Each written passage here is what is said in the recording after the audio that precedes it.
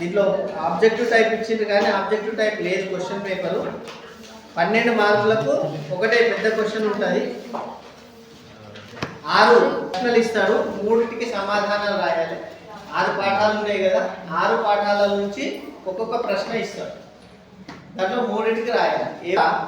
ఒక్కొక్క బిట్ 2 ఉన్నాయి కదా, వాటిల్లోంచి ఇస్తాడు.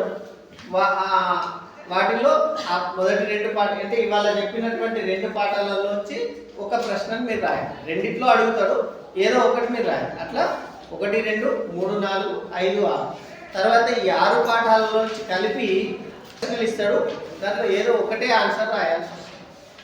ఓకేనా? ఏదో 12 మార్కులకు ఉంటుంది, అది మాత్రం రాసేసారు.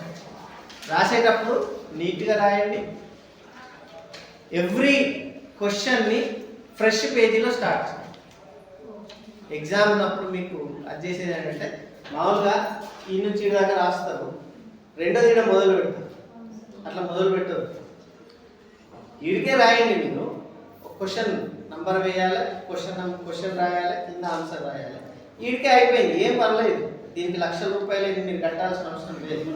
ఫ్రెష్ పేజీలో ఇంకో క్వశ్చన్ మొదలు, అది ఈడికే అయిపోయింది. లేదు ఈ నుంచి ఈడి దాకా అయింది, ఈడు రాయాల్సిన అవసరం లేదు. మళ్ళీ ఫ్రెష్ పేజీలో రాయాలి. మినిమం ఒక పేజీ, ఒక పూర్తి పేజీ మీరు ఆన్సర్ రాస్తే మంచిది. పెద్ద ప్రశ్నలకు 2 పేజీలు, 12 మార్కుల ప్రశ్నకు 3 పేజీలు రాస్తే మంచిది. ఓకేనా? అంత మంచిగా రాయండి. నీట్గా, ఎంత నీట్గా హ్యాండ్ రైటింగ్ ఉంటే అంత మంచిది. గ్లిటరింగ్ పెన్నులు వాడద్దు. మెరిసే పెన్నులు ఉంటాయి కదా, షైనింగ్ పెన్నులు, ఆ షైనింగ్ పెన్నులు వాడద్దు.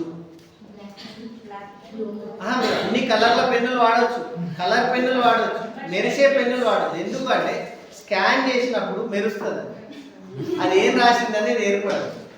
మెరుపు మాత్రమే కనిపిస్తుంది, ఏదో ఇట్లా మెరుస్తున్నట్టుగా అనిపిస్తుంది, అక్షరాలు నీటికి కనిపించవు.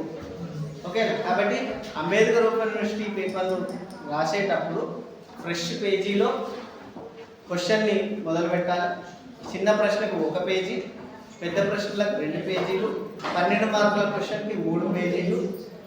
ప్రతి ప్రశ్న మంచి ప్రశ్న రాయాలి, నంబర్ వేయాలి, నీట్గా రాయాలి, సైడ్ హెడ్డింగ్స్తో రాయాలి.